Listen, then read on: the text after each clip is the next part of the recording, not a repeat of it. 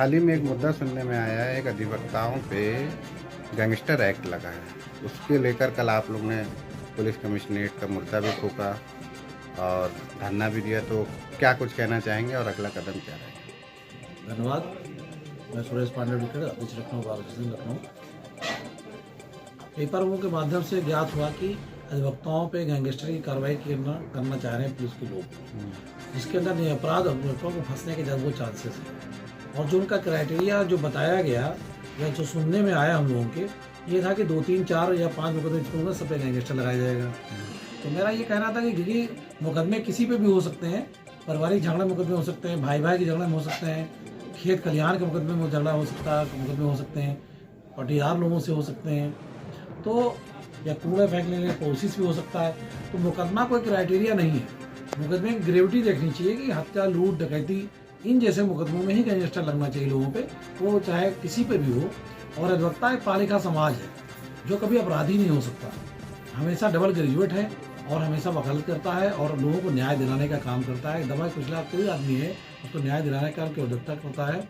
जब आदमी हर जगह से थक हार जाता है तो अधिवक्ता के पास आता है, उसको न्याय दिलाने का अधिवक्ता करता है। चाहे उसे शासन से टकराना हो, चाहे पुलिस से टकराना हो या कोर्ट में बात रखनी हो, तो अधिवक्ता ही एक ऐसा माध्यम है किसी हमें दबे कुचले व्यक्ति का, जो अपनी बात को पहुंचाता है और उसे न्याय मिलता है।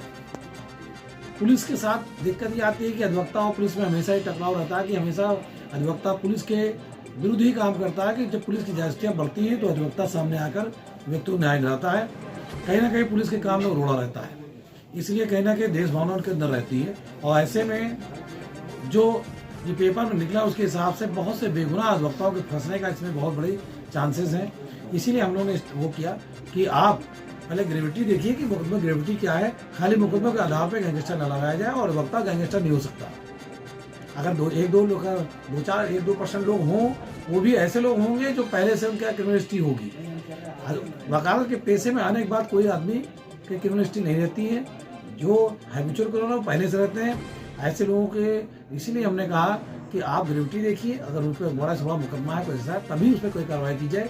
और अगर जनरल अधिवक्ता पे कार्रवाई की जाएगी तो हम लोग जो आंदोलन किए उसको और आगे ले जाएंगे और यहाँ से दिल्ली तक आंदोलन करेंगे। सर, आखिर पुलिस को ऐसी कौन सी ज़रूरत पड़ गई जो मतलब गैंगस्टर एक्ट लगाने की मांग कर दी सरकार से? आखिर क्या वजह हो सकती है इसके पीछे?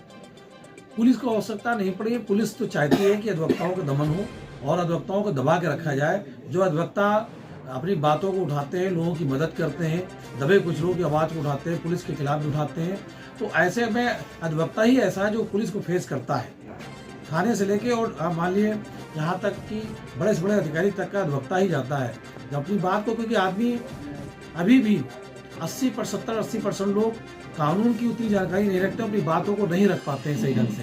तो अपनी बातों को रखने के लिए अधिवक्ता को लागू का माध्यम से रखते हैं और अधिवक्ता हमेशा अपनी बात रखता है। और इसी बात का कहीं ना कहीं पुलिस बुरा मानती है कि अधिवक्ता आके उन्हें कानून की बात बताता है जो शायद उनको पसंद नहीं है। इसलिए हमेशा वो देश भावना रखते हैं और ऐसे में निरपराध अधिवक्ताओं के फंसने की बहुत ज़्यादा गुंजाइश है।